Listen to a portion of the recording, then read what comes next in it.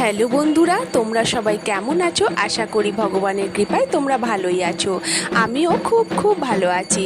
কাল শনিবার হঠাৎই ইচ্ছা গেল রাম ঠাকুর দর্শন করতে যাব। ব্যাস বেরিয়ে পড়লাম সপরিবারে রামরাজাতলায় রাম সীতার দর্শন করতে। এখানে লক্ষ্মীনারায়ণ, প্রভু বজরংবলীর আরও অনেক ঠাকুর আছে। তবে অনেক দিন পর এই রামরাজাতলায় রাম মন্দিরে রাম ঠাকুর দর্শন করতে গিয়েছিলাম। খুবই ভালো লাগলো। যেই না পুজোটা দিলাম, ধূপবাতি জেলে আরতি করব শুরু করলাম, তখনই প্রভুরও আরতি শুরু হয়ে গেল মন্দিরে। এত সুন্দর লাগছিল ঢাকের শব্দ, খুবই ভালো লাগছিল। তারপর দুপাশের যে দোকানদানিগুলো ছিল সেগুলোও তোমাদেরকে দেখালাম। এরপর একটু মেয়ের সাথে ফটো তুললাম আর ভিডিওতেও একটু নিজেকে দেখা দিলাম। এরপর ভালো করেই প্রভুর দর্শন করলাম, করে সপরিবারে আবারও বাড়ি ফিরে আসলাম।